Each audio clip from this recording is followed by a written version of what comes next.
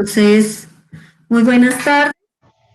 La jornada de hoy destinado para abordar el pensamiento del filósofo científico Ian Hacking, de nacionalidad canadiense, inicialmente con un texto, cual hay un debate entre la visión del realismo y antirrealismo científico a partir del tema de los electrones y las enfermedades mentales transitorias. De aquí pues también podremos tener en cuenta algunos otros textos que cada uno haya podido o haya querido consultar por aparte, y principalmente poder como centrarnos en la perspectiva o el pensamiento de Ian Hacking. Astrid, ¿te ayudo un poquito? Sí, señor. Es que a ellos, pues, el texto del cual estás hablando, pues ellos no lo tienen. Yo les envié a ellos otros documentos. Entonces, ahora no encuentro cuáles fueron los que les envié. Ah, ya, sobre el realismo de entidades de Ian Hacking. Entonces les envié dos textos. El Ian Hacking, realismo de entidades, el realismo científico de Ian Hacking de los electrones. Ah, las enfermedades mentales transitorias. Perfecto, tú tienes razón. No, está correcto como lo dijiste. Sí, el equivocado soy yo. Sigue, tranquila. Y está pues la ponencia que tú preparaste sobre la experimentación y el realismo científico de Ian Hacking. Son como los dos textos, digamos, iniciales, pero eso pues no quita que si se hayan leído más documentos o algo al respecto, pues también es válido. En ese sentido, pues el texto del cual les hice mención, pues dice que es acerca de ese realismo científico defendido por Ian Hacking, donde hace un recorrido al camino desde textos como Representar e Intervenir, Reading the Soul, Mad Travels de 1998, La construcción social de qué, Historical Ontology. Y pues con respecto a algunos asuntos que tienen que ver con el autor, pues Ian Hacking nació en 1936, es catedrático de filosofía y miembro del Instituto de Historia y Filosofía de la Ciencia y la Tecnología de la Universidad de Toronto.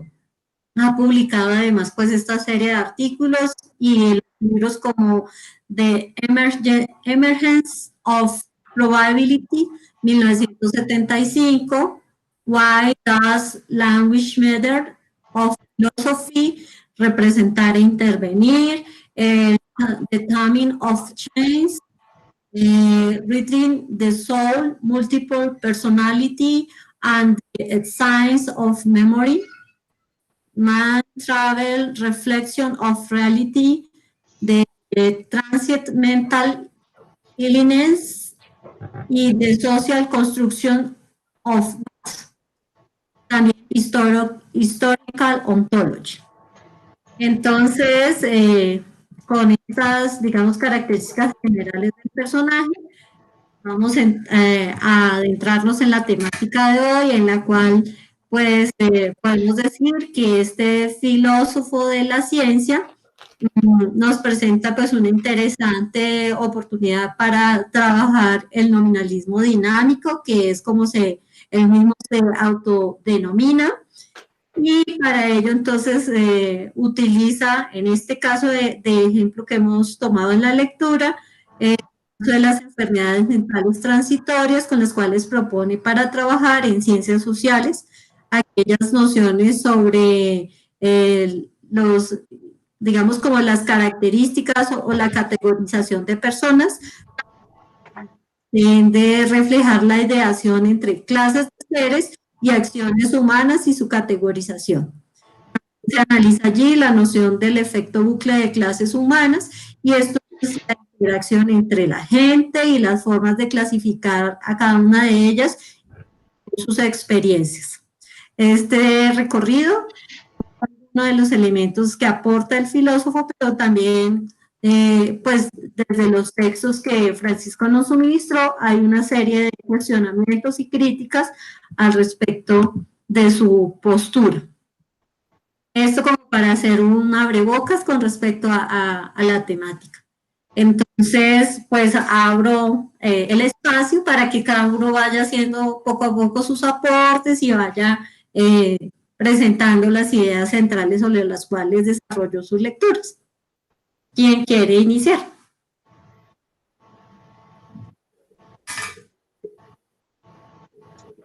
No sé por ahí como que está que se habla. Bueno, ¿sí? Armando. Con temor. No, José, no.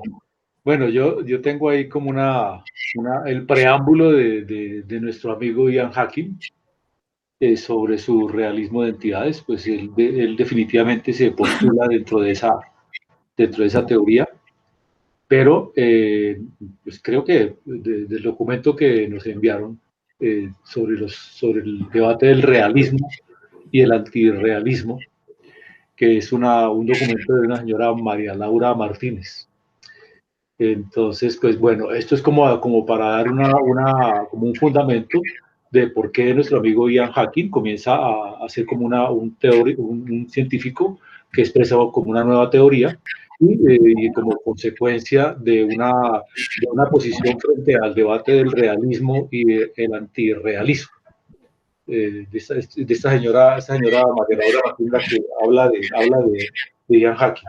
Entonces dice que de alguna forma la ciencia siempre desde el principio, digamos, de las teorías, siempre se ha discutido acerca del realismo y del antirrealismo, y que llevamos muchos siglos con esa misma discusión, con ese mismo debate, y que seguramente vamos a seguir un tiempo más.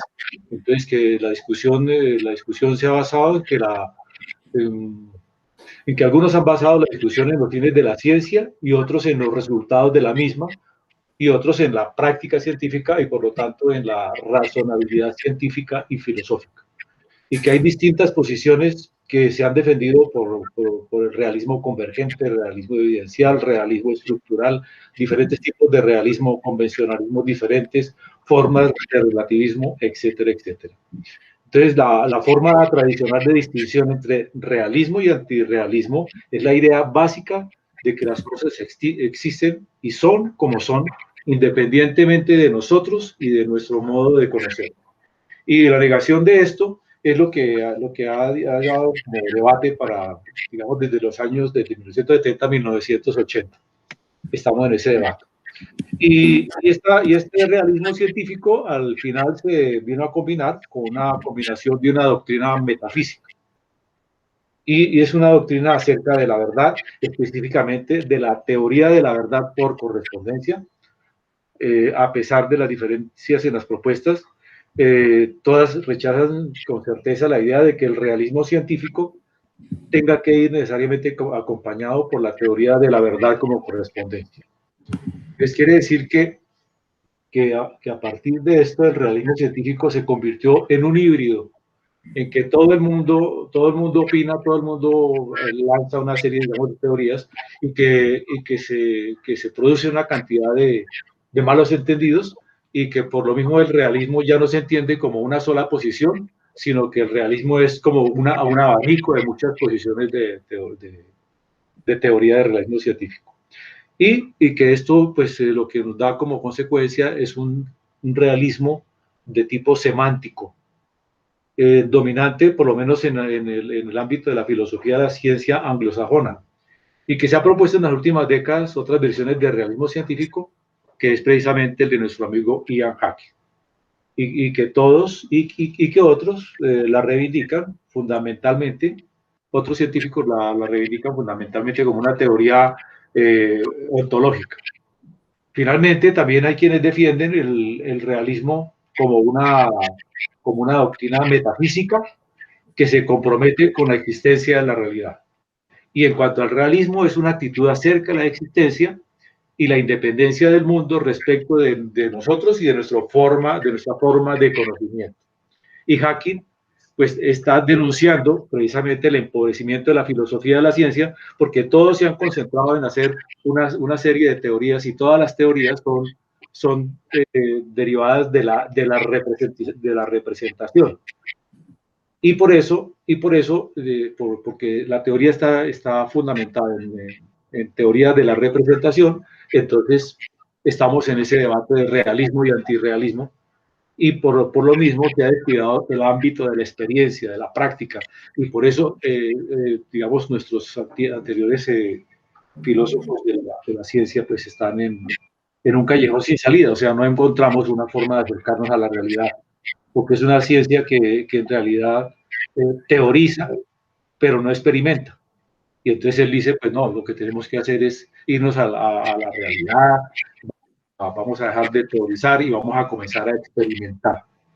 Porque las teorías tratan de decirle al mundo cómo es el mundo, y la tecnología lo que hace es tratar de cambiar. Entonces él comienza, digamos, a utilizar como las herramientas, y precisamente por ahí estábamos tocando el tema de los electrones y cómo digamos, a través de máquinas que logran producir electrones se pueden tocar, digamos, algunas entidades inobservables, modificarlas y comenzar a producir algún tipo de información acerca de ellas a través de estos instrumentos.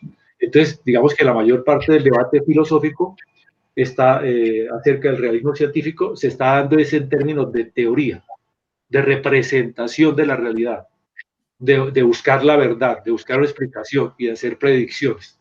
Y él dice que no, que él es un realista científico y que no se va a interesar en cuestiones epistemológicas, sino por cuestiones de tipo metafísico. Y para Hawking, esta es la obsesión. Él siempre se presenta obsesionado con la representación y el pensamiento con la teoría, y por lo tanto va a comenzar a rebatir estas posiciones con su trabajo. Y que precisamente por eso, digamos, esta situación se está presentando a costa de dejar de intervenir y poniendo, digamos, dejando a un lado la acción y olvidando el experimento. O sea, no ha sido, digamos, la filosofía hasta el momento. Él dice que primero porque eso se da, que lo primero, eso se da primero porque vienen los juicios acerca de esas representaciones. O sea, la gente se inventa una serie de representaciones, una serie de formas de decir, de producir teorías, y después se reúnen a decir, bueno, ¿esto es real o no es real? ¿Esta teoría es verdadera o es falsa?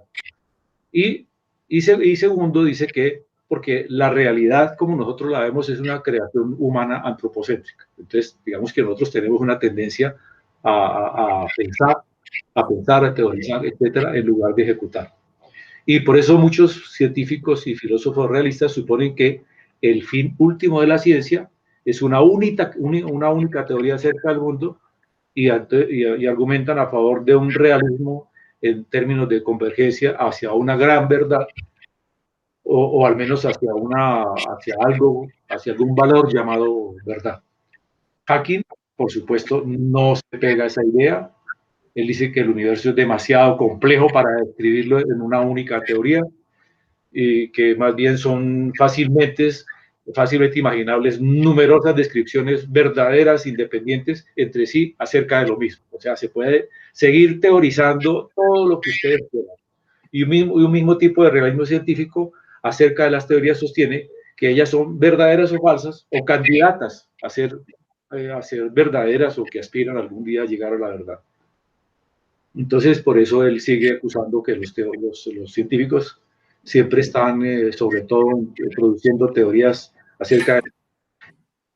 Entonces, de ahí también sale una última teoría que hay ahora, que es el realismo científico, que se denomina realismo de entidades. Él dice que muchas entidades teóricas realmente existen, pero que además tales entidades existirían aunque no hubiera una teoría que se refiriera acerca de ellas. O sea, aquí se lanza hacia un campo, digamos, metafísico, teórico. Entonces, como no hay acuerdo acerca de las definiciones precisas de estos dos tipos de realismo, entonces se puede ser realista acerca de las teorías Él dice que puede ser realista acerca de las teorías, no. El asunto es que muchos se plantean como realistas acerca de las teorías, los señores que han lanzado teorías hasta la fecha, pero antirrealista ante las entidades. Entonces, ahí empieza la discusión otra vez de nuestro amigo Hacking, que dice, pues es que yo me declaro realista acerca de las entidades inobservables, pero no de las teorías. Y entonces volvemos otra vez al mismo tema del debate entre realismo y antirrealismo, y que necesariamente Hacking dice todas las teorías, todas las discusiones van a ser inconclusas y nunca vamos a tener un argumento decisivo a favor y en contra, porque el mismo realismo y el antirrealismo, digamos, en esa discusión que se produce entre este par de apreciaciones, pues siempre va a haber algo que le va a permitir al uno dominar al otro y viceversa. Entonces dice, ahí por eso no hay nada, a mí no me interesa nada, allí no hay nada más, por lo tanto yo no voy a seguir en este tipo de discusión, y por eso el hombre dice, yo voy a entrar a otro nivel, quiero llevar esta discusión científica a otro nivel, a un nivel de discusión, y entonces anota que su afirmación de que el realismo no es un asunto de decir, sino de hacer, es de hacer, de intervenir en el mundo, y no se trata de decir o representarlo en palabras y pensamientos. Y entonces digamos que esta es como mi aporte por ahora hacia este debate de lo que es realismo y antirrealismo, y digamos que por esa razón entonces nuestro amigo se declara como un científico que intenta rescatar el realismo científico digamos, de una especie de escepticismo, de pensamiento, de escepticismo acerca del pensamiento positivista, y se declara realista acerca de entidades inobservables.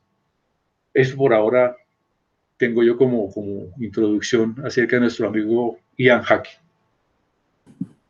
Muy bien, excelente. Gracias, Armando, por esa descripción o ese desarrollo de esas ideas centrales que hay en el texto. Bueno. Bueno, como han tocado las palabras de Armando, varios elementos que implican unos saberes previos, creo que se justifica inicialmente presentar una explicación muy genérica sobre el concepto de realismo y antirrealismo. El realismo y el antirrealismo, tal como lo pueden ver en el cuadro, de base uno lo puede establecer en un cuadrante en el cual ubicamos a la derecha el realismo, y el realismo lo podemos establecer desde la perspectiva ontológica y de la perspectiva epistemológica. En el lado izquierdo encontramos el antirrealismo, también en la perspectiva ontológica, y en el antirrealismo epistemológico. Podríamos decir que hay en una línea recta de extremo a extremo teníamos el realismo, y en la otra el antirrealismo, en el otro extremo.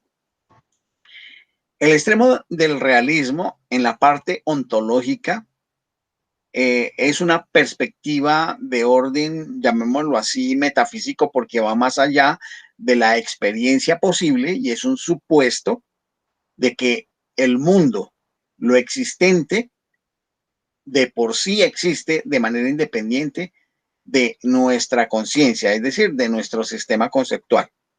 Está allá, actúa, y nosotros podemos descubrirlo.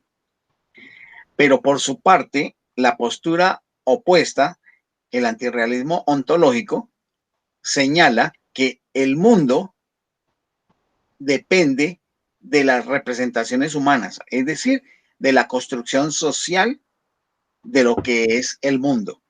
Y aquí vemos algo que a lo largo de las distintas tertulias hemos venido discutiendo entre un extremo y el otro, porque el uno está identificando la existencia objetiva del mundo, y el otro está identificando la existencia constructiva social del mundo.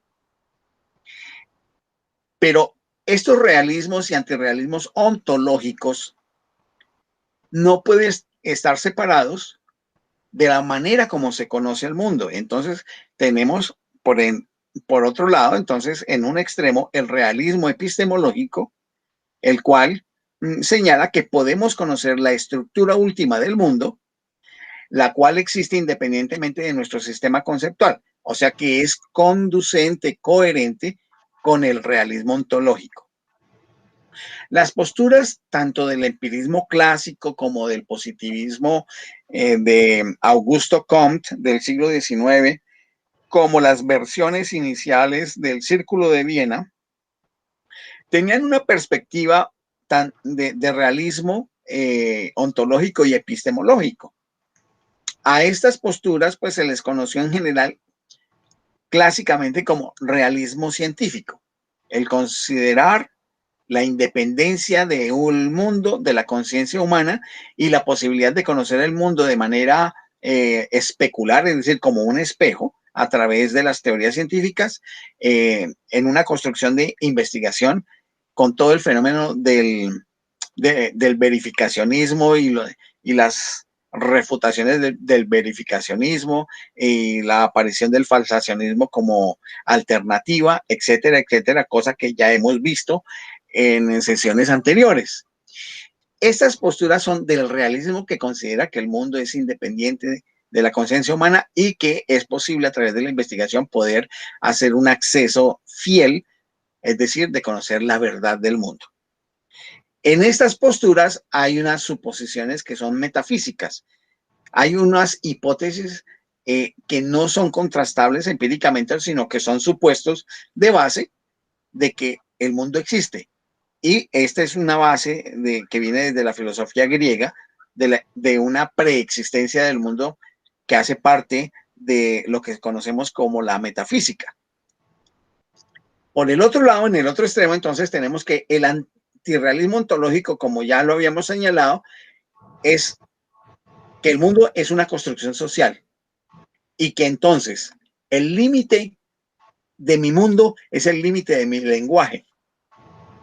El realismo ontológico está involucrado en la manera como podemos construir lo que conocemos sobre mundo, pero lo que conocemos sobre mundo es lo que es lenguajeable, llamémoslo así. Y que por supuesto puede haber experiencia, puede haber indagación, pero lo que existe como tal de mundo es aquello que puedo lenguajear a través de teorías, a través de evidencias que las describo por el lenguaje, que no solamente es el lenguaje articulado, sino el lenguaje matemático. Pero por el otro lado, desde el punto de vista epistemológico, se señala que no podemos conocer el mundo tal cual es su estructura, o sea, que niega todo lo que dice el realismo tanto ontológico como epistémico. Y dice, a lo sumo obtendremos solo aproximaciones. Teniendo en cuenta esos dos extremos, tanto ontológico como epistemológico, del realismo y el antirrealismo, y nos ubicamos en la visión de Ian Hacking. Ian Hacking no está ni en un extremo ni en el otro, porque toma algunos elementos. Desde el punto de vista ontológico, él acusa de que el mundo ha sido construido a punta de representaciones y señala que es necesario intervenir sobre el mundo para que en esa intervención, a partir de lo que sea intervenible, poder decantar de lo que existe. Y entonces ahí construye algo que tiene que ver con el realismo de las entidades. Entonces toma algunos elementos ontológicos, que es el realismo de entidades. ¿Qué es una entidad en Hacking? Una entidad es aquello que se puede intervenir experiencialmente, experimentalmente, aquello sobre lo cual podemos actuar y que deja evidencia, que deja huella. Por eso yo veo que hay una oscilación entre algunos elementos de antirrealismo con algunos elementos de realismo, pero muy reducidos a las entidades, es decir, a aquel conjunto de fenómenos que son intervenibles, que realmente son intervenibles. Hay unos, llamémoslo así, analistas del pensamiento de Hawking que lo ubican dentro de los filósofos de la ciencia instrumentalistas. Años atrás, en estudios que hemos hecho con Astrid, ubicábamos que muchos de los filósofos instrumentalistas tenían una tendencia a defender el antirrealismo ontológico. Y parece ser que en ese sentido hay certeza para el caso de Hawking. Hawking tal vez defiende un realismo más que ontológico, un realismo epistemológico, en la medida en que a través de la experimentación se puede intervenir sobre el mundo, y aquello en lo que se puede intervenir nos produce conocimiento. Pero se queda en la entidad, no en la representación de la entidad. Eso es lo importante que hace tan diferente el pensamiento de Hawking de los demás filósofos de la ciencia y de los científicos en general, que señalan que el conocimiento del mundo está en las teorías. Eso quisiera, pues, inicialmente, pues, aportar a la intervención que había hecho inicialmente Armando. Bien, pues con estos aportes sí, con estas observaciones que hace cada uno de ustedes, es que uno va viendo también que precisamente el tener claridad con respecto a que hay diferentes tipos de realismos y diferentes formas o posturas entre el mismo antirrealismo, muestran que hay unos matices y que eso es lo que va recuperando poco a poco Ian Hacking de cada una de, digamos, como de estas experiencias que va a recopilar. Por su misma formación o su misma forma de abordar las teorías, en el sentido de que son teorías que son útiles para intervenir, más que asumirlas como verdad. Hay pues yo encuentro en él una distinción frente a otros filósofos, y es en cuanto a que son válidos en la medida, las teorías son válidas en la medida en que me permitan intervenir en el mundo a través de ellas o por medio de ellas. Y en ese sentido, para él, existen en la medida en que son formas de cómo posibilitan la intervención. Sin embargo, no se queda en ellas como una verdad por cuanto son cambiantes. Lo que hace la ciencia o a través del lenguaje que utiliza la ciencia es poderlas nominar, poderles dar un rótulo, una categorización, y esa categorización es la que él va a usar, por ejemplo, cuando pasa de esta cientificidad a las ciencias sociales.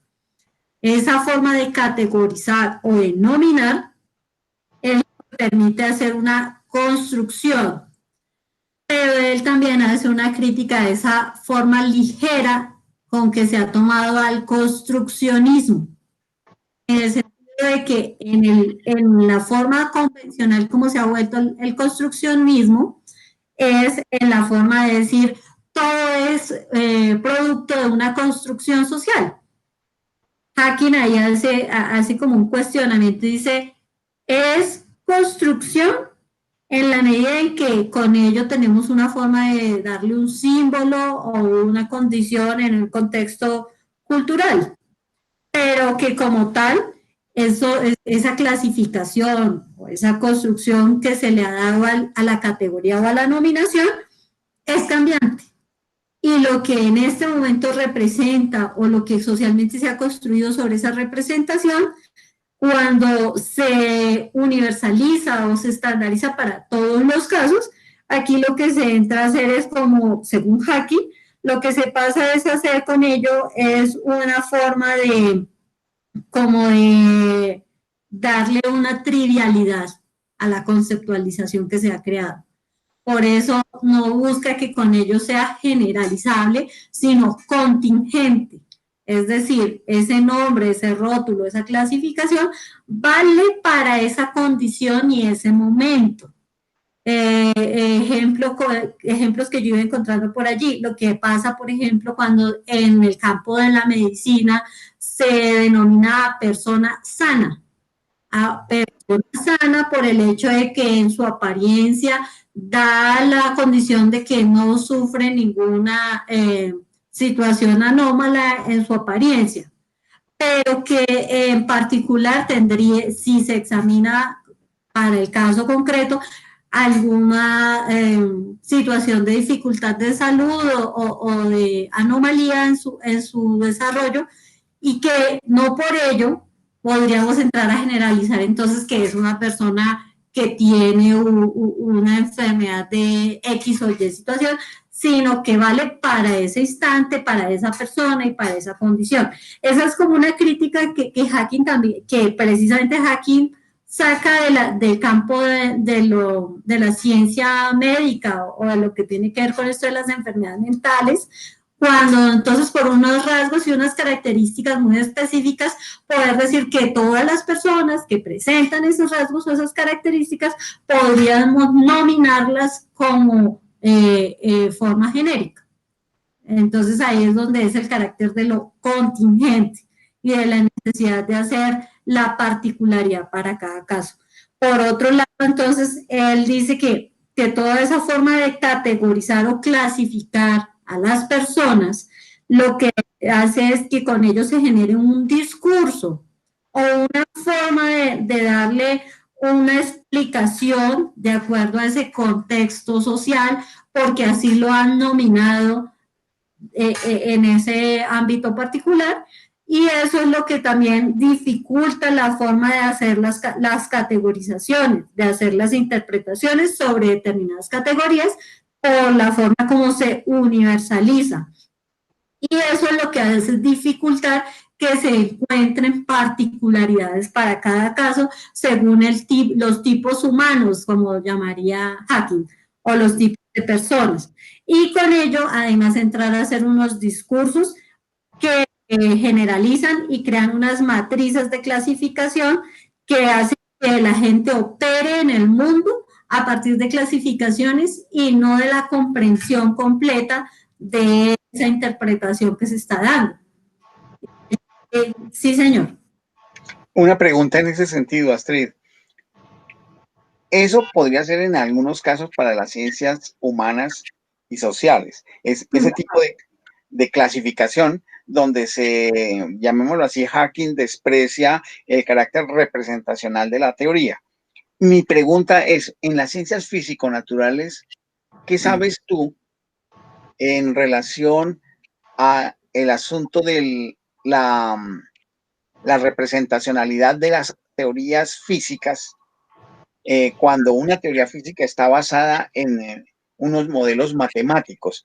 Y los modelos matemáticos tienen, sea cual sea su explicación en filosofía de la matemática, tienen un carácter de abstracción que incluso puede catalogarse de platónica, de idealismo puro, o de intuicionismo, o de logicismo, que no podría tener desde el punto de vista ontológico y epistémico un carácter de intervención.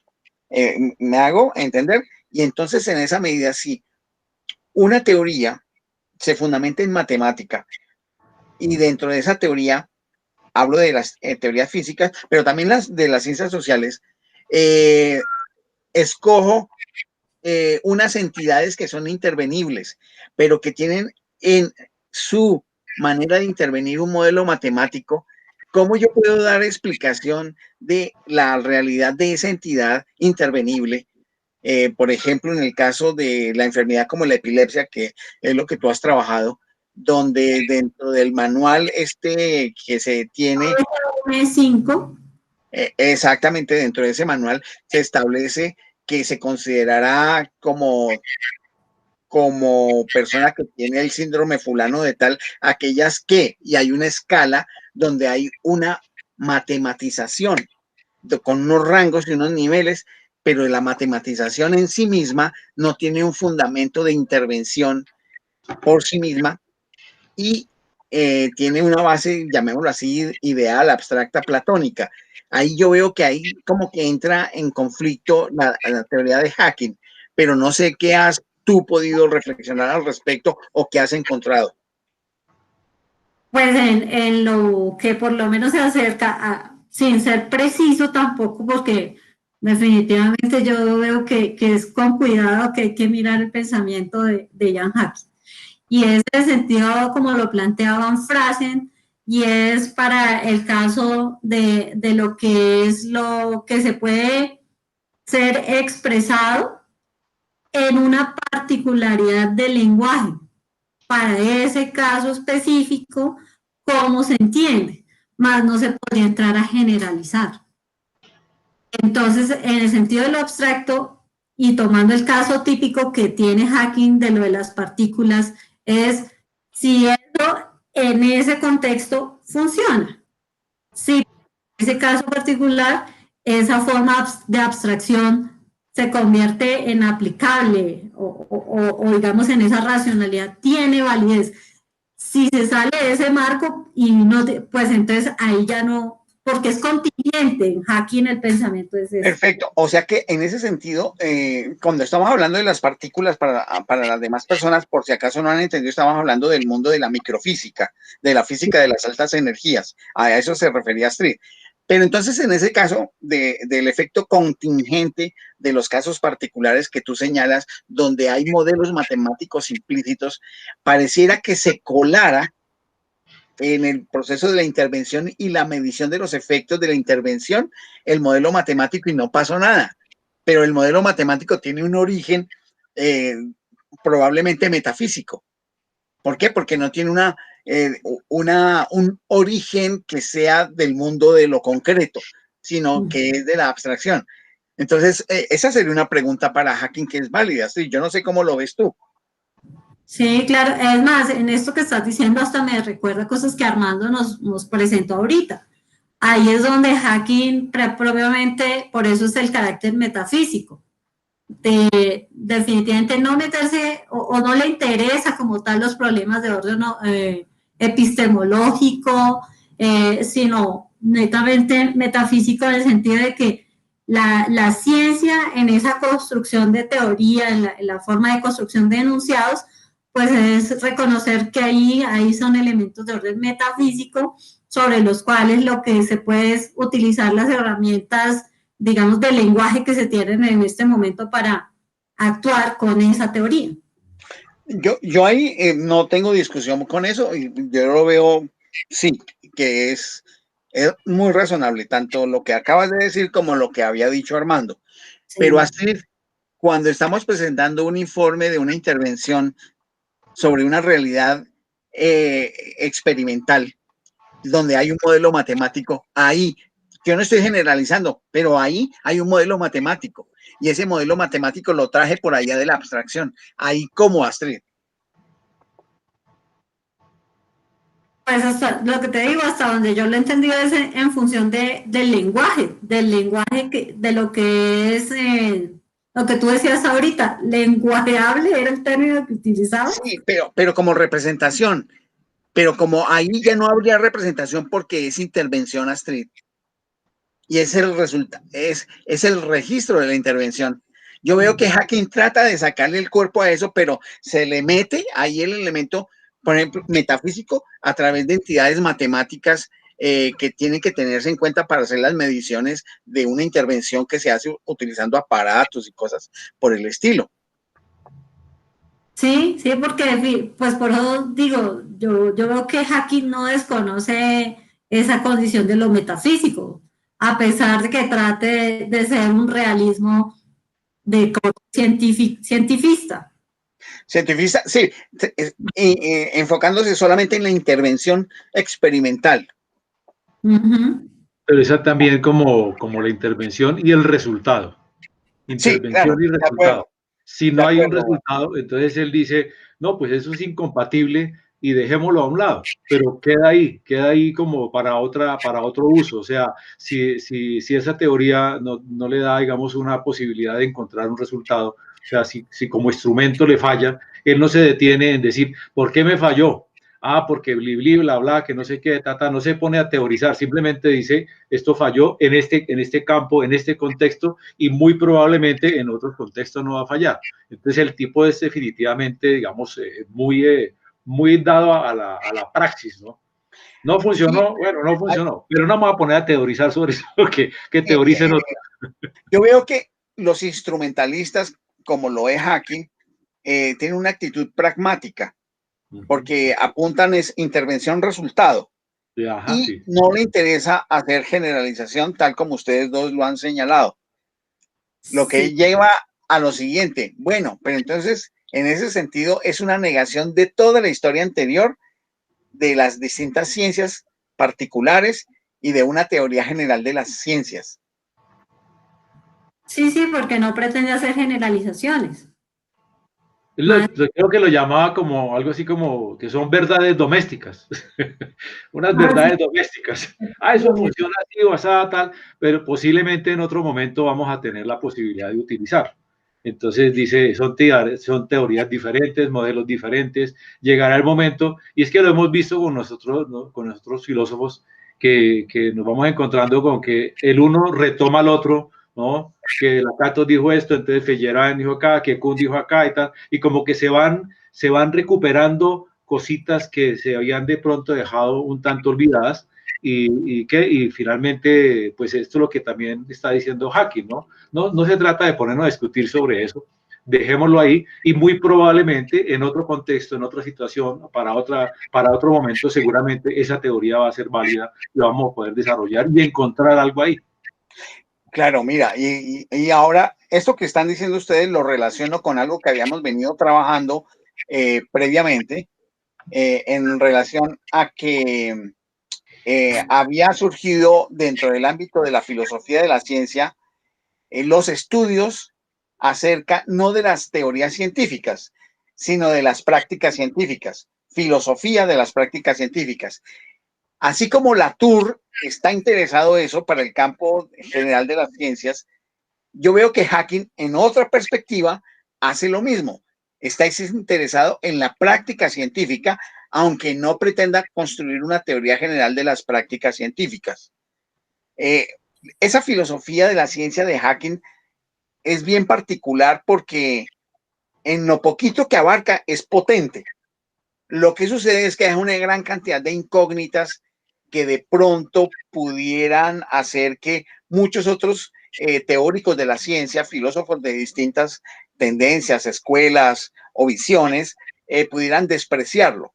Pero en el punto de lo que es la intervención sobre determinado tipo de entidades que se supone existen en el mundo objetivante u objetivo, sí es muy contundente porque dice que al intervenir sobre algo y dar un resultado y poderse registrar y poderse replicar, implica que ahí hay algo y que eso sí es real. Y que al ser real, entonces la entidad que corresponde a esa construcción intelectual que hemos hecho sobre eso, pues es real también desde el punto de vista epistemológico. Eso me parece que es potente porque es que ahí uno tiene una evidencia real y que evita la mayor cantidad de hipótesis posibles, tanto hipótesis centrales como hipótesis auxiliares.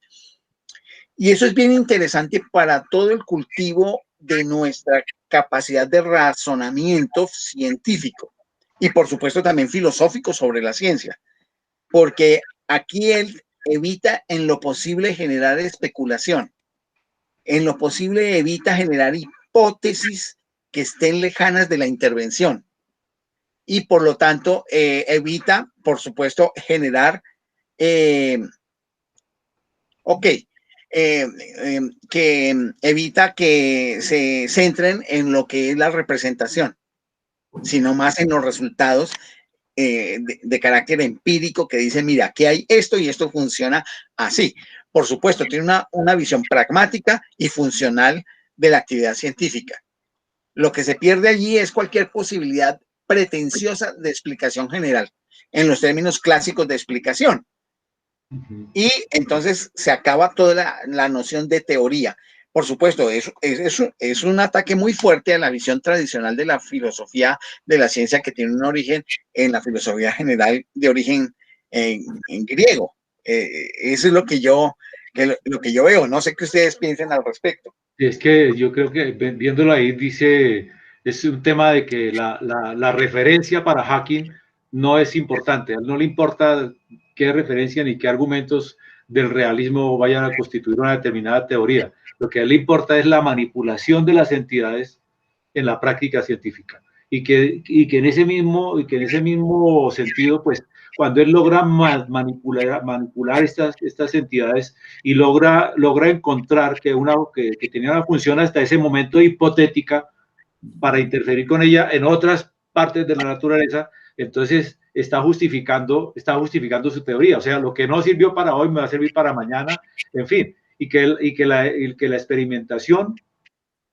con una determinada entidad no obliga a creer que ese ente existe, no. Solo la manipulación es para hacer un experimento diferente y que con algo que existe o no, y no nos obliga a nada. Simplemente de aquí puede encontrar un resultado que en algún momento nos puede servir.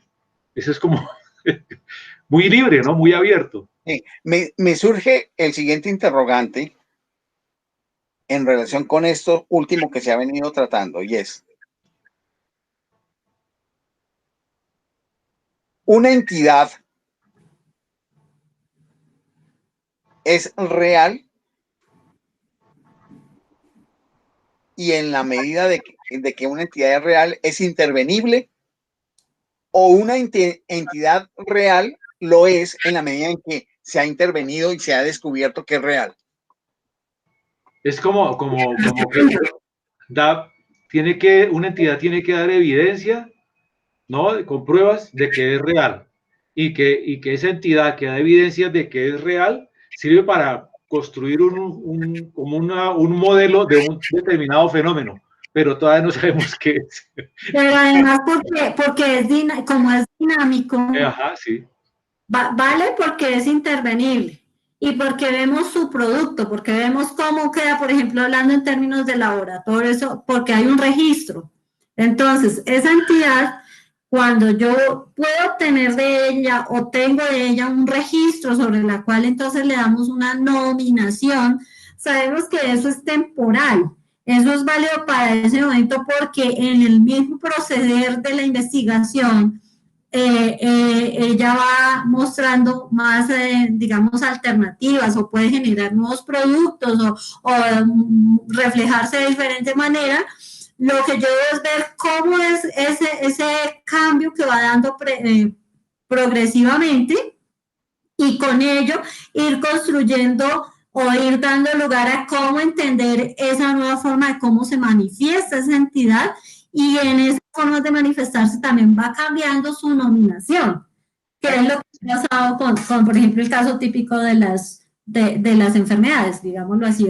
Bueno, así, pero entonces voy a decir algo que no es que niegue lo que acabas de decir, pero que me pone en cuestionamiento. Por ejemplo, en el caso de la física de las altas energías, con los dispositivos que hoy tenemos acerca de los aceleradores, que podemos colocar disparos de bosones a otro tipo de partículas que pueden ser muones o protones, y los disparamos y vemos el registro del choque de esas partículas en una placa.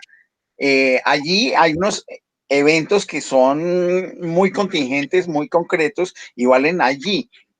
Pero entonces la pregunta es, cuando yo hago eso, previamente tengo construida una entidad, o cuando estoy experimentando y descubro este tipo de eventos, cuando hago un disparo de una subpartícula para otra y que me genera otro tipo de resultados que son medibles y que son contrastables a través de sistemas de ecuaciones que registran matemáticamente que va a dar tal resultado y que evidentemente experimentalmente lo dan. Yo, si lo replico, nuevamente y se vuelve a dar y se vuelve a dar. Primero que todo, ¿esa entidad preexistía o existe en la medida en que la construyo y se mantiene en la medida en que la sigo replicando? Esa es una pregunta que me parece clave en la filosofía de Ian Hacking para poder entender su instrumentalismo, primero que todo, y su realismo de entidades en segundo momento. ¿Qué dices tú, Astrid? Es que en hacking ya existe, lo que pasa es que no lo conocemos porque no le habíamos hecho el seguimiento y no lo habíamos nominado. Pero existe independientemente entonces de la conciencia. Exacto, porque precisamente por eso es un realista, pero entonces él reconoce, por un realismo intermedio entre el realismo de Mario Bunge y el antirrealismo. Pues él acepta Entiendo.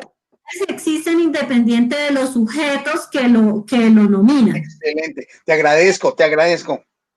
Definitivamente tienen, digamos, ya todo porque él no mira el resultado solamente, mira el proceso. Entonces, sí, el proceso puedo darme cuenta que sí, que esa entidad existía, solo que yo hasta ahora la estoy reconociendo, y en la medida que vamos, como es dinámico, tengo que seguir viendo cómo es su comportamiento, y por eso es que va cambiando la nominación. Perfecto, o sea que dentro de la filosofía de Hacking podría permitirse la expresión descubrimiento. Sí. Claro, sí. Pero el descubrimiento es de las entidades que se sostienen a través de la intervención. Si no son intervenibles, eso no existe. Sí. Perfecto. Es bien importante. Mire, no es fácil asimilar. Es estático. Porque no está en los dos extremos, sí, claro. Una pregunta ahí, y es que acaba de decir Francisco que si no es intervenible no existe, pero podrían darse cosas en la cuántica, física cuántica y física mecánica que no sean intervenibles. Es una pregunta, no es una afirmación. Uy, esa es buena. Pues José, es posible que haya cosas, por decirlo de alguna manera, que aún no se hayan intervenido, pero que no las sabemos, pero que llegue un momento en que las intervengamos y desde ahí empiezan a existir para nosotros, pero reconoceremos que han existido, sino que no las habíamos descubierto.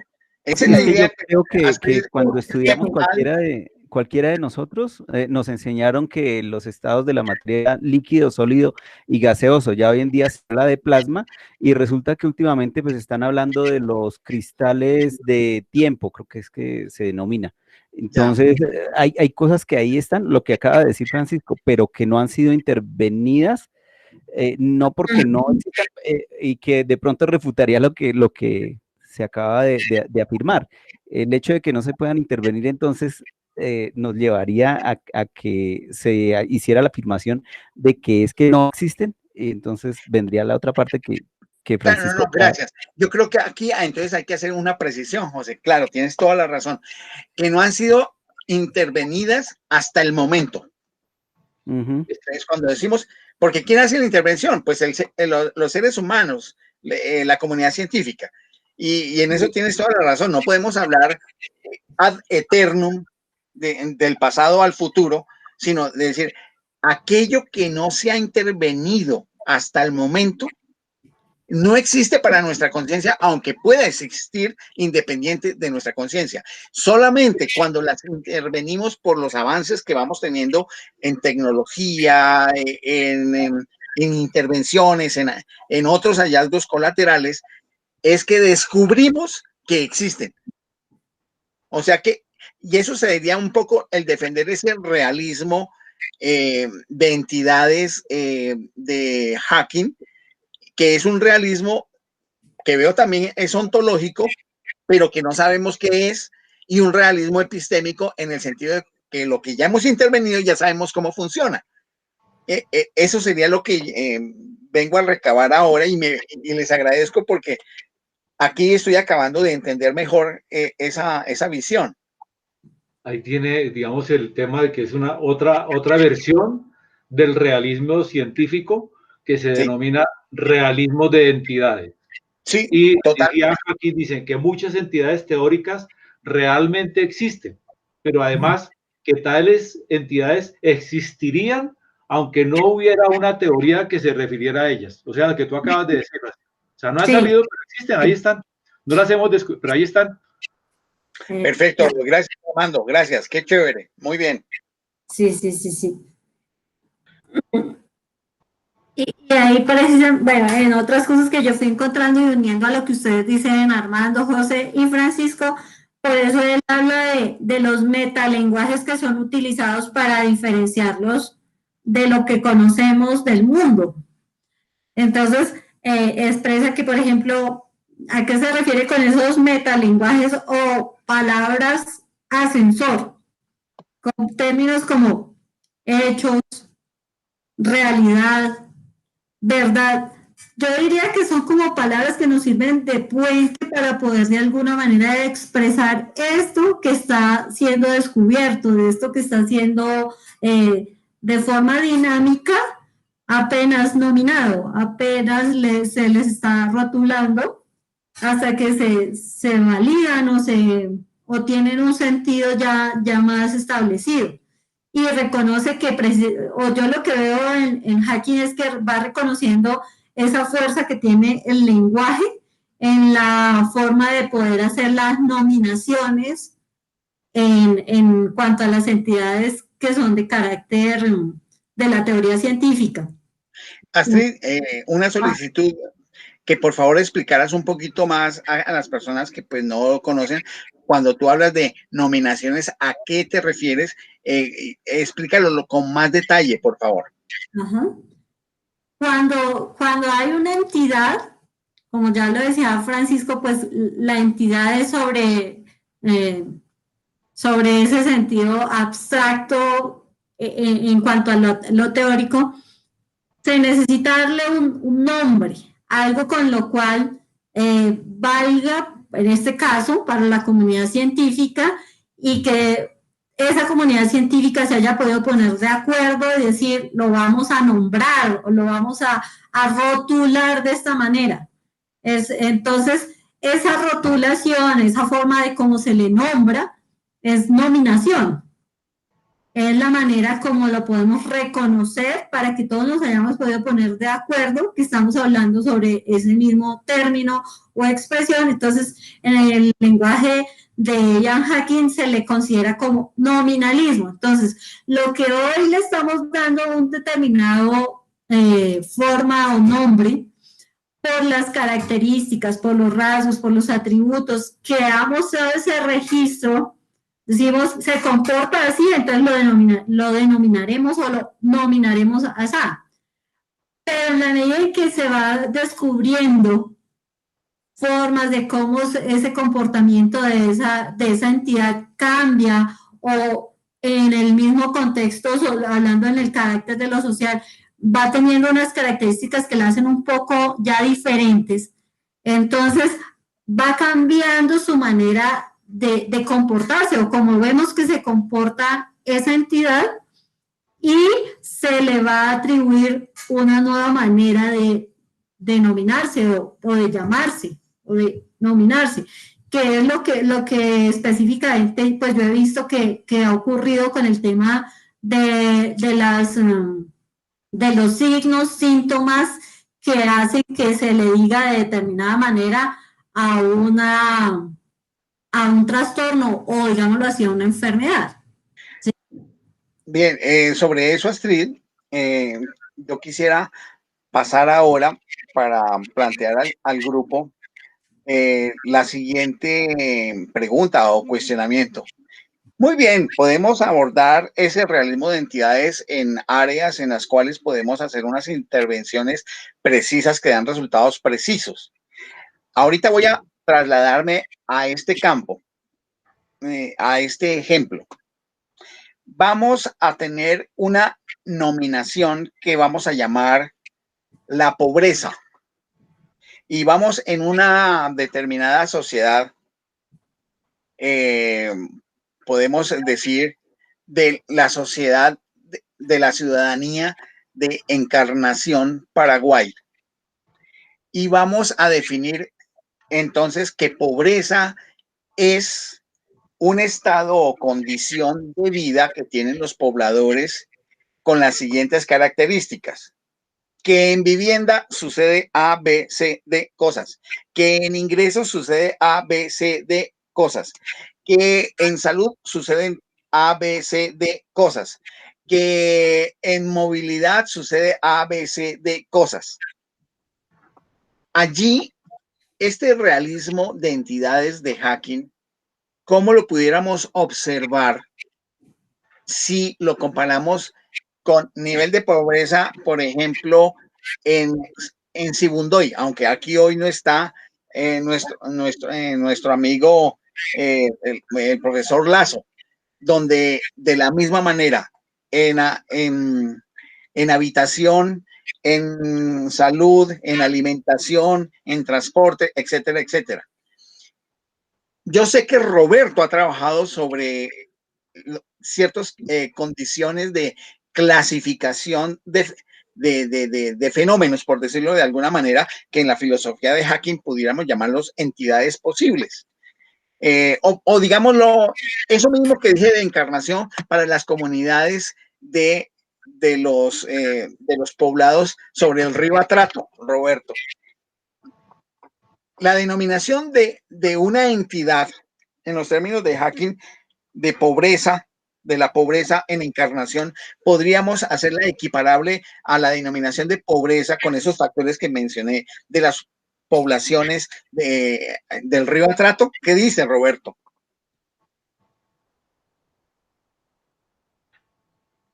Todavía no dice. Bueno, ya ahí salió Roberto. Ahora, buenas tardes. Hola, Roberto.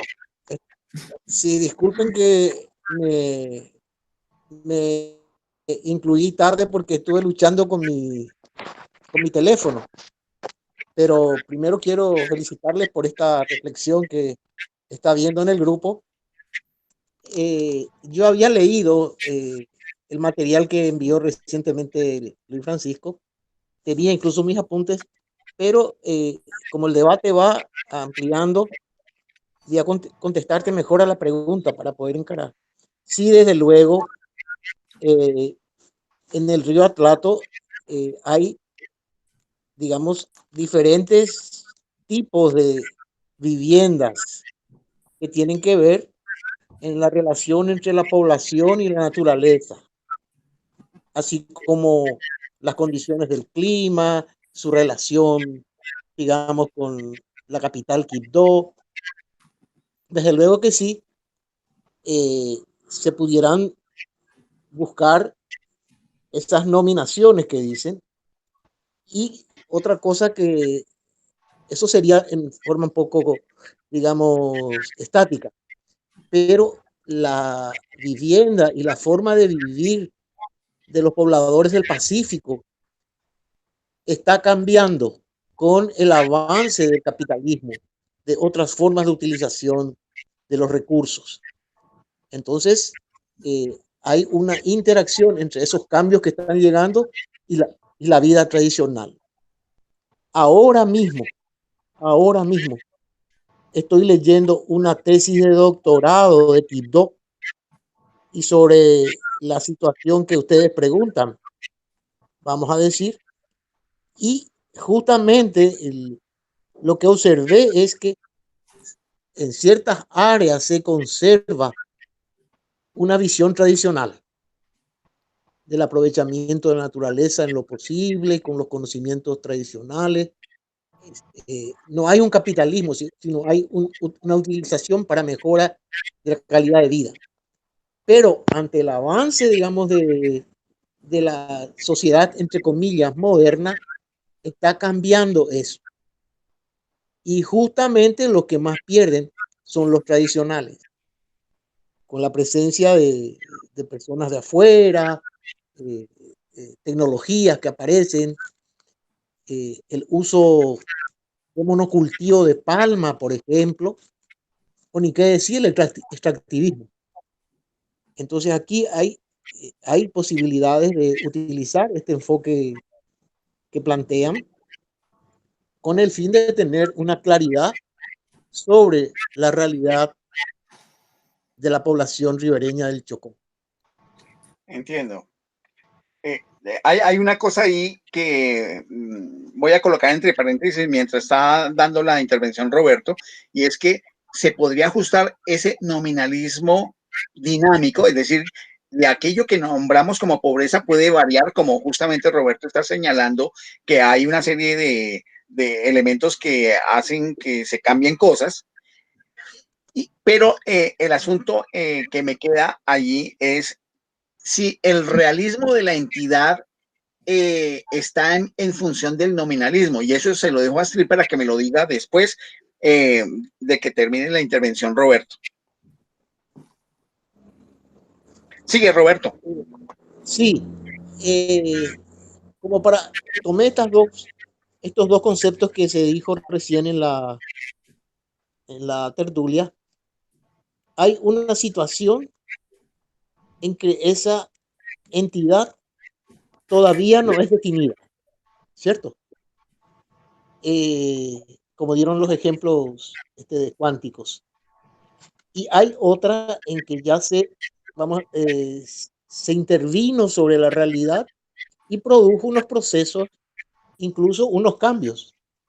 Y eso sí, muestra su realidad por su intervención. Y después vino la pregunta si eso que no se conoce ya existía a priori o no.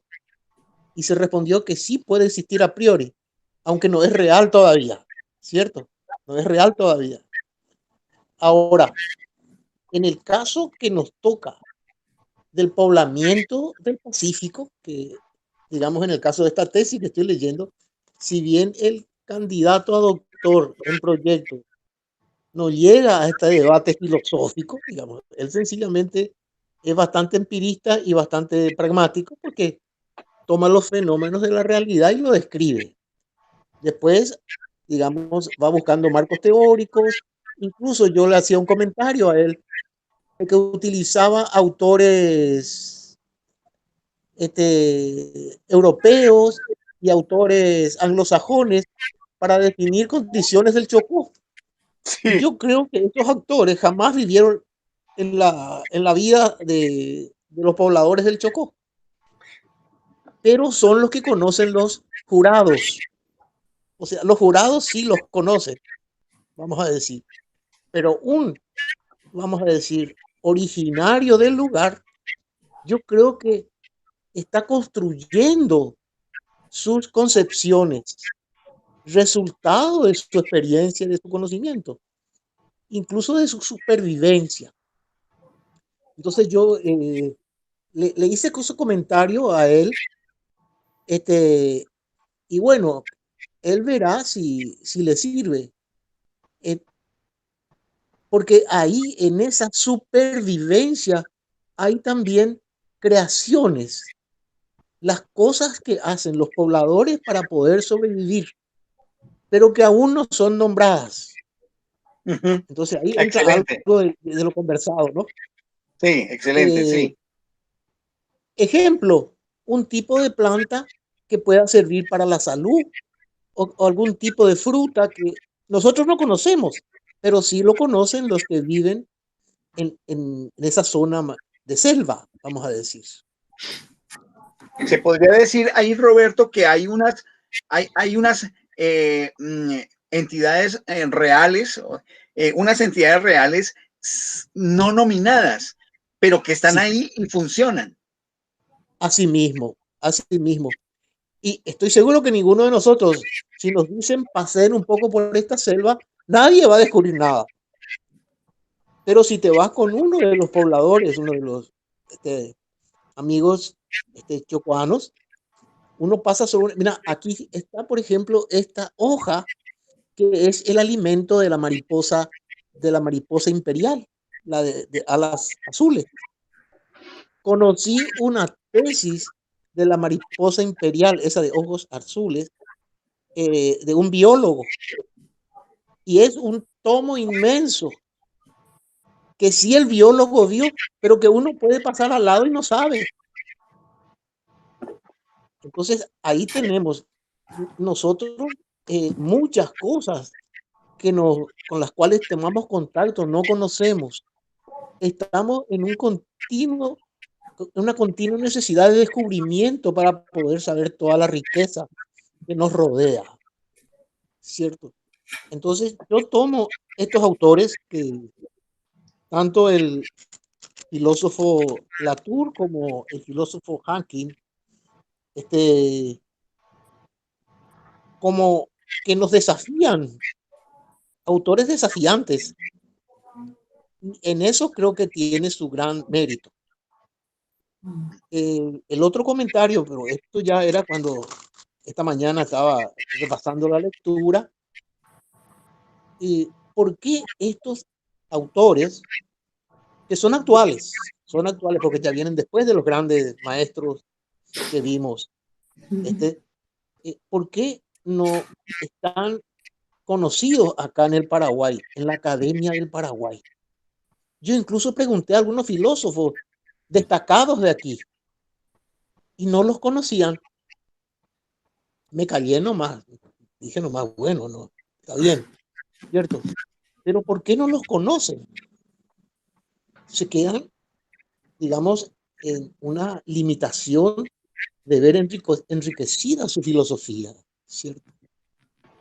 Y en ese sentido, de a poquito también yo he ido descubriendo cuál es el aporte de la tertulia. Estoy tocando a lo mejor otros puntos, digamos. Para mí el No aporte... importa. No, está bien, está bien. Yo me preguntaba, bueno, dice, no los conocemos aquí, pero sí los conocen en Colombia, por lo menos en las carreras de filosofía de la ciencia. Deben ser autores conocidos por toda la academia.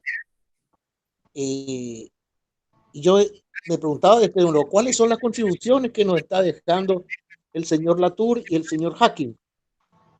A lo mejor son preguntas demasiado pragmáticas, vamos a decir, pero tú sabes que yo estoy también, en cuanto al señor Hawking, alguien que está a favor del hacer, del manipular y del experimentar.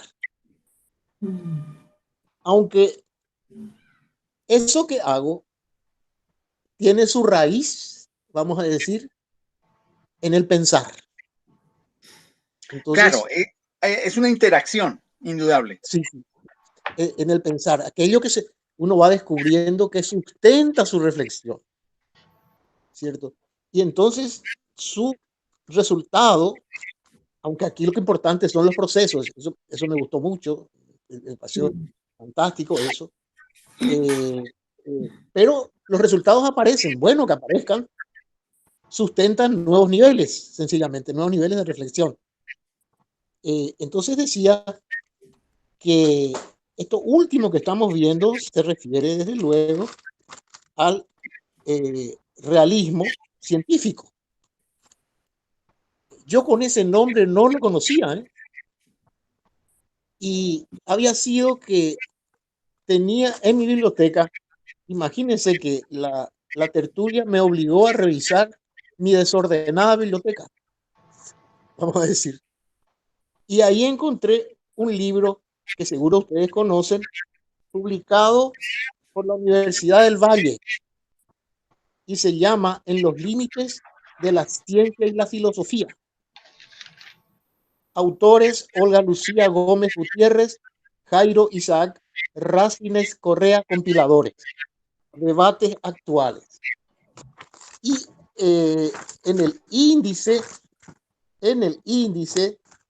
primera sección, realismo científico. Realismo científico, esto que estamos hablando. Entonces revisé un poco, no pude leer todo, sino me fijé más en el resumen y en las conclusiones y en los grandes títulos, nada más, capítulos, vamos a decir. Y sabe que busqué el nombre del señor Latour y del señor Hawking y no encontré. no encontré en ninguno de los artículos que son empirismo y a priorismo, realismo, realist insight from the 1950, Claro, la defensa abductiva del realismo científico, estado de la cuestión, la reconstrucción probabilista del argumento del realismo científico, ¿cierto? Son todos estos artículos. claro. Y no encontré a Latour y Hacking. Ahora, encontré mucho al profesor argentino que vivía en Canadá, ¿cómo que se llamaba? Mario Bunge. Ya Mario explico sobre eso. Sí, ahora explico sobre eso, pero sigue, Roberto. Sí, Mario Bunge. Mario Bunge hace 2 años estuvo aquí en una visita y un honor que le rindieron. Yo estuve en su charla, no llegó a dar conferencia, sino estaba ya con una persona de mucha edad, vamos a decir, pero fue un homenaje que se le hizo en el gran salón de la Universidad Católica, Facultad de Filosofía. Bueno, y entonces le decía que en una parte de un resumen es tan breve que no quiero dejar de mostrarles, porque seguro que ustedes tienen este libro, pero ubica lo que nosotros estamos haciendo, ¿cierto? Y dice, lo resumí otra vez yo, que el realismo científico de finales del siglo XIX y comienzos del XX. Esto fue, ¿cómo se dice?, comprobado por la tertulia. En el sentido de cuándo aparece nomás esto, el origen, de cuándo aparece una especie de revivir el realismo científico, o presentarlo, vamos a decir. Porque en ese momento había una reticencia de los positivistas, digamos, y empiristas lógicos a zambullirse en cuestiones ontológicas, es lo que dice, ¿cierto? Y desde 1980 resurge este realismo científico. Esto lo dice uno de los autores aquí, y es incluso un filósofo español. Bueno, dejamos el libro y aparece entonces la pregunta que me hago es, ¿en qué me ilumina, digamos, comprender a estos autores? Y en el caso de Latour, llegamos a la conclusión de su interacción entre los elementos tecnológicos y las redes sociales, ¿no? Que se hacen un entreveramiento, y en ese proceso de entreveramiento producen, vamos a decir, los cambios, las transformaciones. Ahora, en la reunión anterior, llegamos a la conclusión de que el señor Latour, en últimas, no ponía énfasis en fomentar un humanismo, Esa fue como la conclusión de la vez anterior. Y ahora, nosotros con este autor Hacking estamos encontrando también el énfasis en el hacer, más que pensar, teorizar, diagnosticar, generalizar a priori. No, eso tiene que ir saliendo en el proceso. Bueno, hasta ahí digamos, mi comentario, para darles a ustedes también la posibilidad de conversar. Muy bien. Yo le había hecho una pregunta a Astrid. Hagamos lo siguiente, es para seguir el hilo de Roberto y poderles explicar una serie de cosas sobre el realismo científico, porque Roberto está en lo justo con respecto a lo que nos dijo del libro que encontró en la Universidad del Valle y su comentario posterior sobre Mario Bunge, que me parece que es importante tenerlo en cuenta.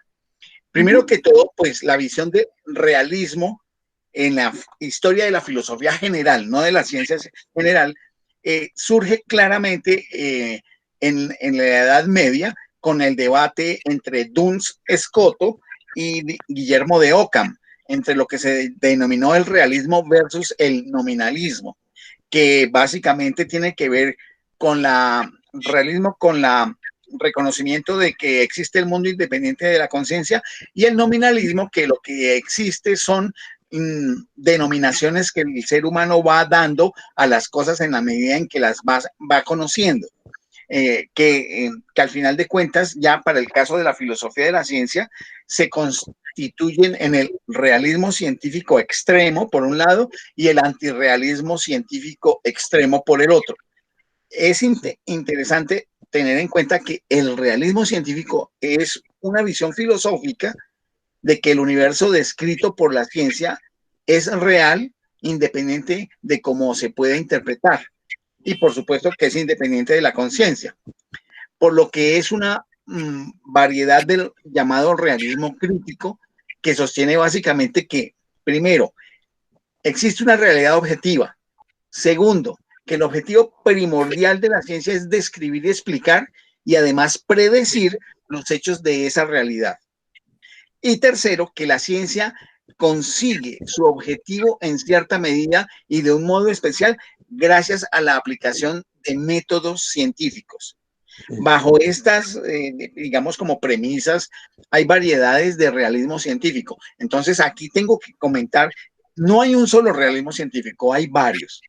En relación a autores que son realistas científicos, pero que tienen diferencias entre sí, los cuales hacen énfasis en diferentes características de esta concepción. Unos hacen énfasis en un aspecto, otros en otros aspectos. Podemos decir que entre los filósofos que han defendido las diversas variedades de realismo científico pueden mencionarse a Mario Bunge, que es el más representativo de la segunda mitad del siglo XX del realismo científico. Está también el filósofo británico Roy Bhaskar, los estadounidenses Hilary Putnam, del cual en algún momento hablaremos acá, también Philip Kitcher, Richard Boyd, y un finlandés que es muy contemporáneo, que es Ilkka Niiniluoto, del cual pues habrá un momento en que toquemos algo acerca de él. Ahora bien, dentro del realismo hay una distinción también.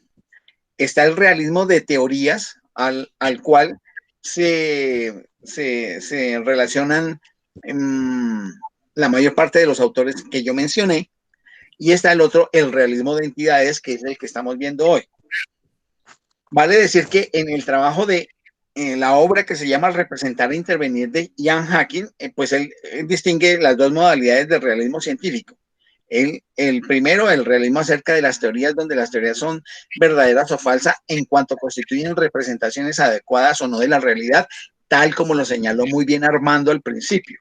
Segundo, el realismo de entidades, que afirma que muchas entidades realmente existen, como lo decíamos hace poco con las intervenciones de José, de Astrid, de Armando, y lo mismo que señaló Roberto.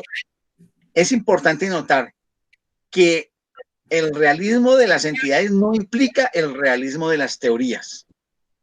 Justamente Ian Hacking se considera un realista en cuanto a algunas entidades, si bien no acuerda dar demasiada confianza a ninguna teoría, tal como nos dijo al principio Astrid. Hacking sostiene que lo que pensamos, como representamos el mundo, no importa tanto como lo que hacemos con el mundo, cómo intervenimos con el mundo. Y aquí quiero hacer énfasis que esto de alguna manera se le debe a Marx. ¿En qué medida?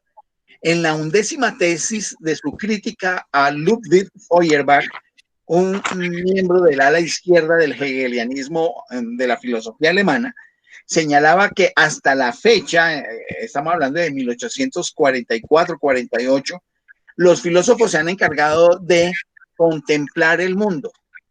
Y decía Marx, es hora de transformarlo.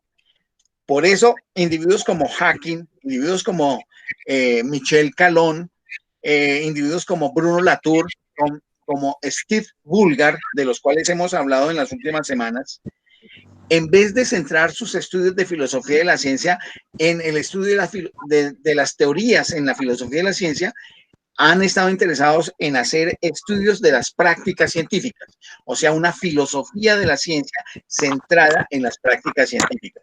Teniendo en cuenta esto, entonces tenemos el marco general para entender el realismo, que en este caso es el realismo de entidades de Hacking, que se diferencia del realismo de teorías de los autores que ya había mencionado, como Bunge, Bashar, Putnam, Pitcher, Boyd y Luoto.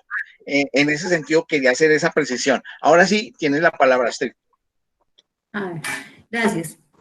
A ver si recuerdo exactamente lo que me estabas planteando, y es con respecto a que esas nominaciones de las entidades tendrían que ser entonces válidas para todos los casos. ¿Es como por ahí o me perdí? Exactamente. Si toda nominación tiene la significación para un mismo de entidad real, como la pobreza en Encarnación y la pobreza en el río Atrato. O si son pobrezas distintas que hay que identificar de manera distinta. Aquí vale esta pregunta en el sentido de que una es la forma como lo van a interpretar los opositores de Ian Hacking, como la señora Martínez, que fue la que leímos. La señora Martínez es una acérrima crítica de la visión de Hacking, y la otra es como lo dicen, digamos, Hacking y los que están de acuerdo con él. O sea, vale esta distinción para decir lo siguiente, que precisamente en esa forma de nominar, como lo dicen los críticos, es que Hacking entonces en esa visión nominalista hace una visión idealizada en la cual esa estructura de cómo se nominan las cosas, lo que hace es que vale en ese instante para todo, para toda la naturaleza o el espíritu de las cosas, y con ello lo que entonces dicen ellos, pues Hacking y sus seguidores o los que lo defienden, presentan es con ello, es una visión de un nominalismo puro, que a la vez es una forma reduccionista. Y metafísica también. Claro, pero precisamente porque ellos lo que hacen es llevarlo a esa perspectiva, teniendo en cuenta que de todas maneras pues lo están pensando o yo lo veo así como en un tipo de la ciencia naturalizada, ¿sí? En la perspectiva de Ian Hacking, él dice que esa forma en ese sentido de describir, la gente que lo critica lo asume como un realismo naturalista, pero que él abraza es una clasificación donde definitivamente lo que se está nominando o lo que se está entendiendo, que no es estático, sino que sufre modificaciones a partir de la interacción con los que son clasificados, de acuerdo con esas matrices o de acuerdo con ese tipo de clasificaciones que se están utilizando. Es decir, se contextualiza por el carácter de la contingencia. Yo estoy totalmente de acuerdo con la explicación que estás dando y es consistente con lo que hemos estudiado. Lo que yo empiezo a ver acá, Raíz, me haces pensar, Astrid y compañeros, lo siguiente: si el nominalismo en general lo que declara es que no existen universales, sino que existen particulares a los cuales se le asignan nombres, por supuesto que la pobreza de la población de Encarnación en Paraguay no es la misma pobreza que pudiera darse en los poblados a lo largo del río Atrato, y que la dinámica de esas supuestas pobrezas van a ser también diferentes. Por lo tanto, la especificidad para la nominación. Exactamente, pero y le voy a agregar un elemento más que Roberto Cañete había señalado. Es que hay otra cosa. Uno, como investigador, no nomina las cosas porque sí de buena voluntad. Uno tiene un equipo de trabajo con el cual está interactuando, pero ese equipo de trabajo a su vez está siendo financiado desde el punto de vista corporativo o institucional para hacer el estudio en determinado sentido, con el propósito práctico de alguna cosa. Luego, donde está la billetera también está el interés. El interés de la billetera lleva a que se haga el estudio. La nominación está cargada por el tipo de interés que esté allí.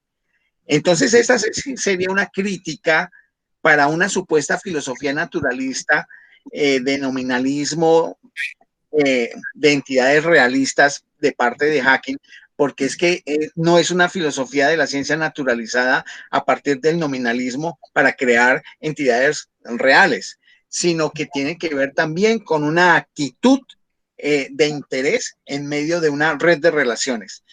Por ahí Estela nos mandó algo, hay que mirar qué es. Pero quería decir eso, Astrid, y me gustaría que opinaras al respecto, tomando yo, pues, el ejemplo que planteó Roberto en relación con el interés.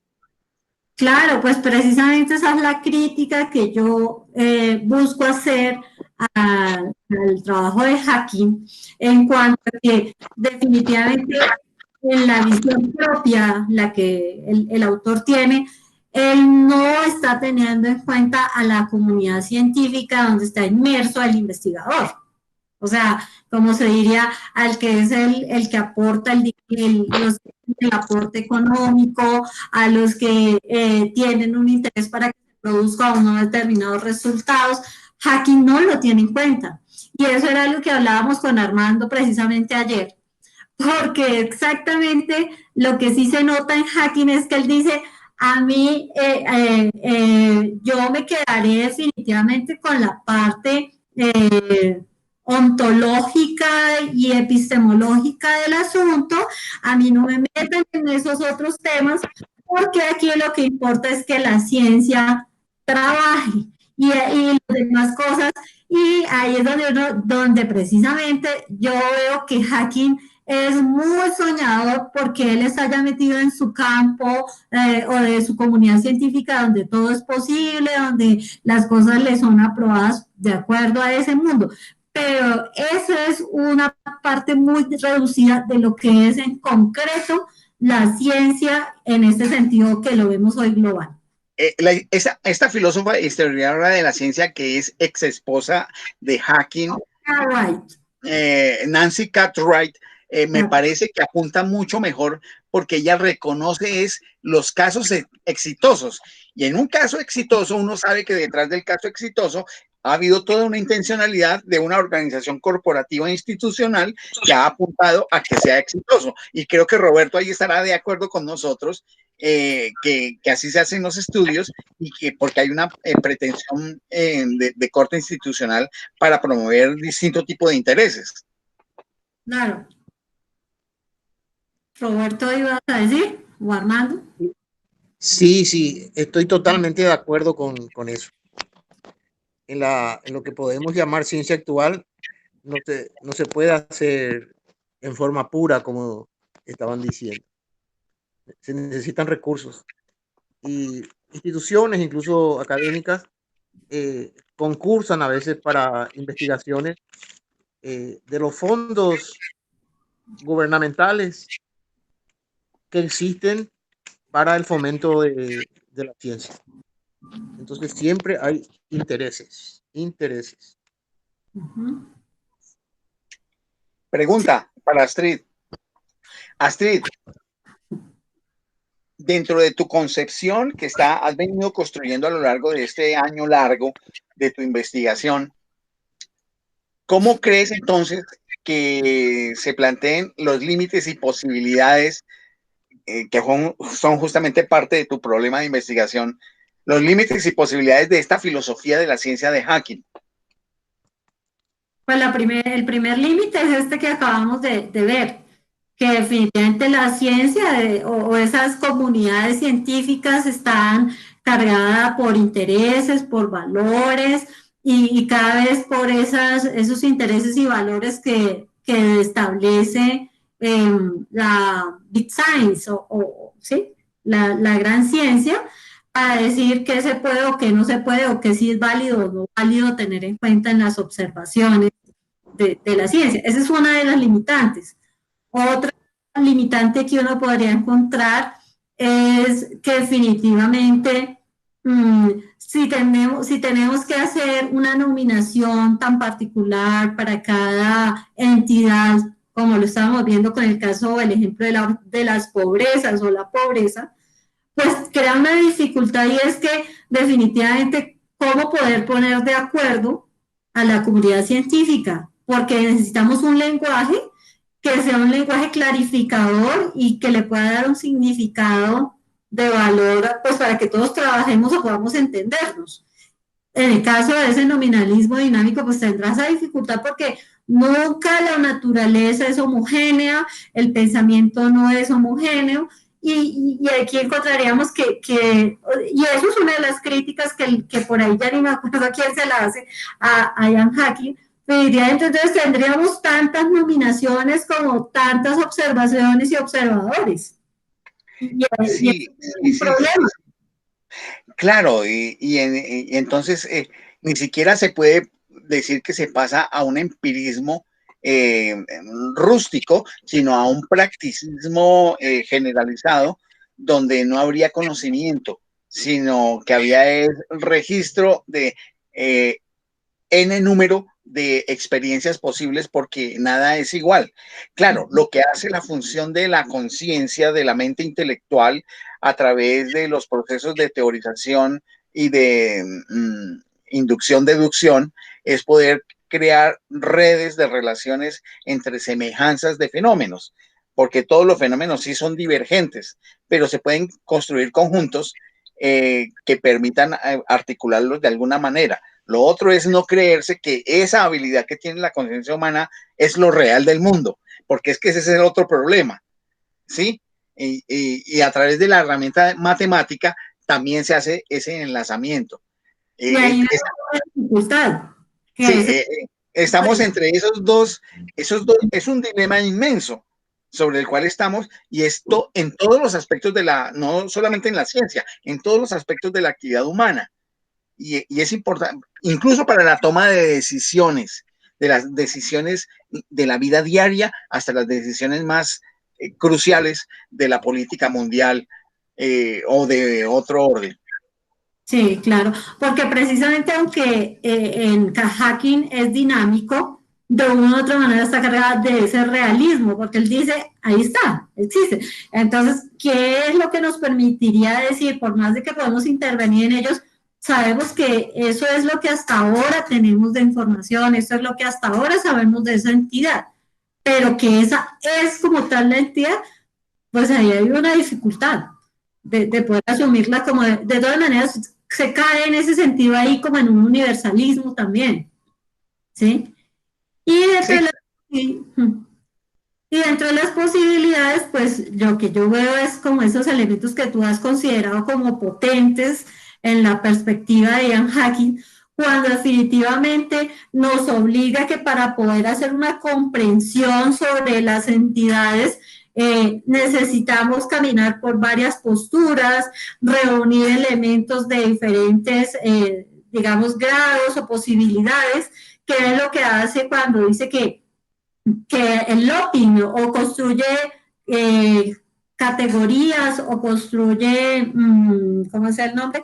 Que construye en sí personas, que es lo que parece para el campo de las ciencias sociales, construye particularidades, clases, las clasificaciones, que eso también hablábamos con Armando ayer.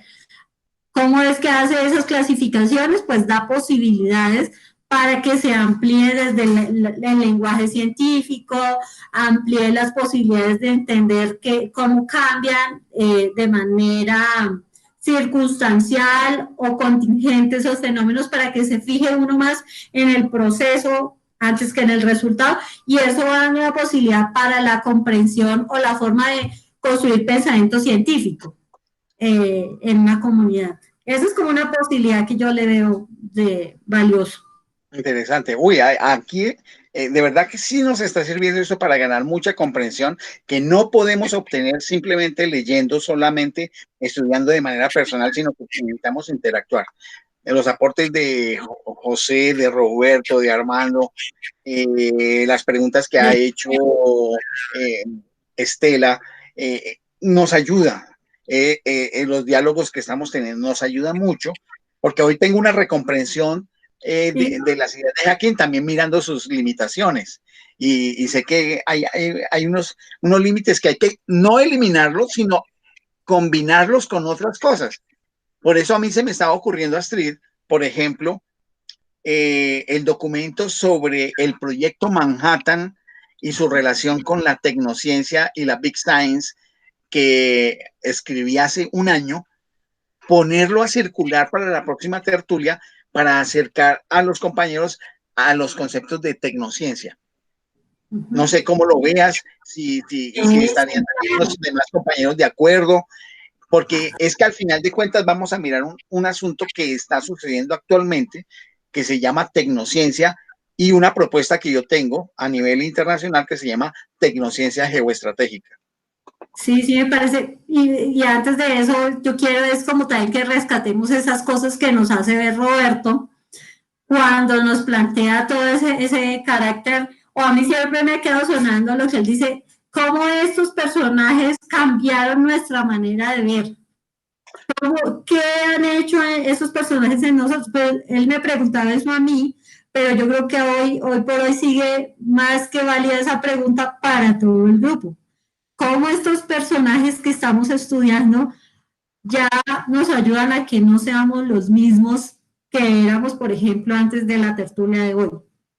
Y yo agradezco siempre esa pregunta de Roberto porque es tocar con el ser interno, con lo que somos cada uno de nosotros, que nos pone a replantearnos cosas. Es que el maestro habla desde su poltrona y por supuesto nos pone a pensar.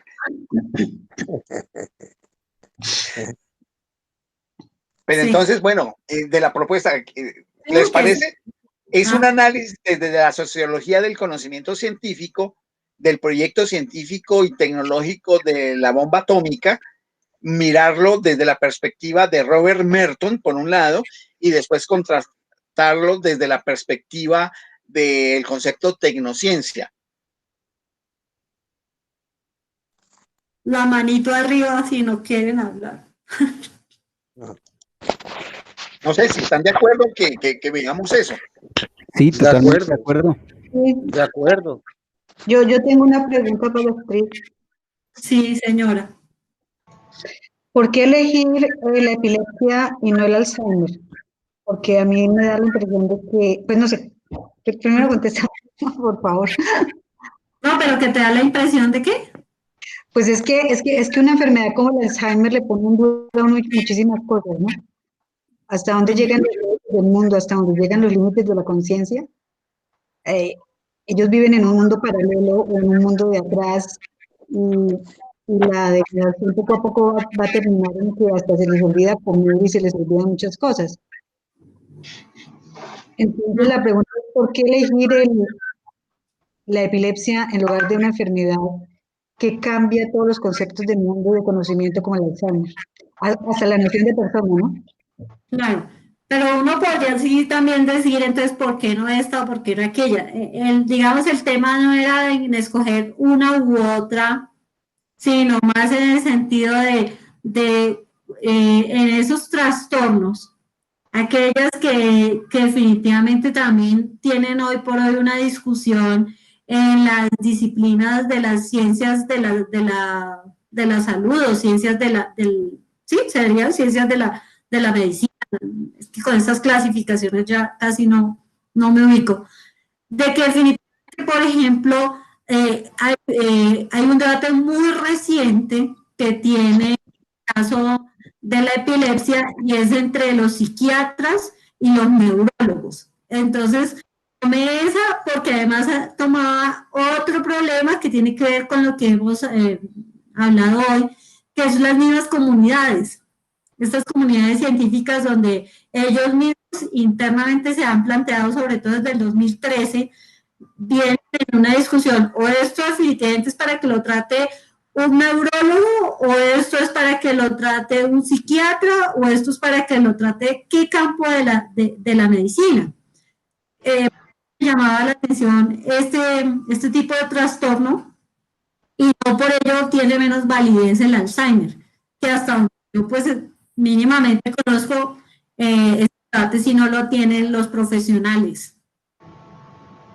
Claro, hay una cosa ahí adicional que lo veo yo, no sé si así lo vea, pero que me parece a mí desde la perspectiva de el nominalismo dinámico y realismo de entidades de Ian Hacking, y es que la capacidad de ser intervenida la entidad epilepsia es mucho mayor que la posibilidad de intervención y registro de efectos de la intervención en el Alzheimer. Es mucho más fácil poder registrar los efectos en términos terapéuticos con el uso de fármacos, ver cómo funciona el cerebro en los momentos de los ataques, etcétera, que en el caso del Alzheimer, porque el Alzheimer hay una pérdida degenerativa de la conciencia del sujeto y en la entrada de otras realidades que no son detectables, que hasta el momento con los dispositivos tecnológicos que tenemos no son detectables, y por lo tanto cualquier intervención que se hiciera ahí no se puede registrar. Yo veo eso, Astrid, yo no sé si tú lo ves. No lo había visto, gracias, pero sí, claro. Y bueno, a mí la que me movió por qué escogerla fue por lo que les digo, el campo de los profesionales, que definitivamente parece que siendo una misma entidad nominada como epilepsia, definitivamente ya no hay claridad en cuál profesional entonces y hasta dónde llega la acción del uno del otro, por el grado de complejidad que tienen los signos y síntomas de este trauma. Listo, entonces yo me responsabilizo de enviarles, puede ser esta noche o mañana, el documento sobre el proyecto Manhattan. Listo. Gracias, Luis Francisco. Gracias. Muchas gracias. Gracias.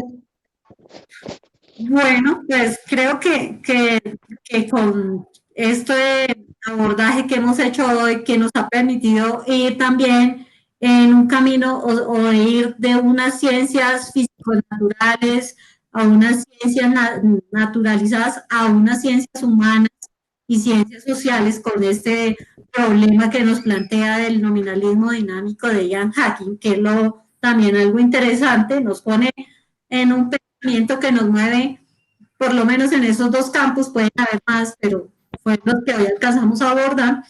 Debemos entonces establecer que definitivamente, como Roberto y como Francisco lo han hecho, que definitivamente todo esto también tiene que ver con una actitud y una manera de cómo asumir una postura o una visión frente a la ciencia, y donde la tertulia también nos está dando unos elementos que parece que no son de interés de todos los académicos y científicos. Ahora aquí en Colombia también tengo la experiencia de compañeros filósofos que no conocían de Ian Hacking. Entonces parece que en ese orden de ideas estamos construyendo también una comunidad de reflexión, de investigación, que nos ayuda a ir un poco más allá del estándar o del común en la filosofía de la ciencia. Y pues agradecemos, yo lo digo en nombre de Luis Francisco también, que ustedes se hayan mantenido constantes, porque eso nos motiva a querer cada día pensar qué vamos a tener en la otra sesión, cómo se puede dinamizar eso. Y esto es gracias a la permanencia de todos. Y Astrid, con permiso, una noticia linda. Quiero comunicarles que el día lunes 18 de enero inicia mi taller de Gimnasia para pensar en una sociedad, caminando en la cuerda floja, que es un taller que voy a dar en Posadas, Argentina, aunque yo esté en Encarnación, pero van a administrar de ahí. Y ya se han inscrito 15 interesados, y como era un curso para jóvenes y liderazgo, vi que todos los que se han inscrito son todos profesionales de las diversas profesiones, lo que me muestra ese interés, por lo visto, en ver ideas nuevas y ver actualizaciones que les pueda dar alguna luz también para el momento en que está viviendo la Argentina, que como todo lo que nos ha pasado y sigue pasando es muy crítico. Entonces les cuento que eso que comenté antes en la tertulia anterior, en este momento ya va a ser una realidad. Y el 18 ya va a ser una entidad real. Muy bien, Roberto. Abrazos a todos. Abrazos. Pues antes de cerrar esto, también comentarte, Roberto, que con Francisco hemos hablado un poco de las preguntas que tú por ahí nos compartiste y que nos hemos propuesto que si puede ser de utilidad a más personas, queremos escanear un libro que tenemos se me fueron los nombres ahorita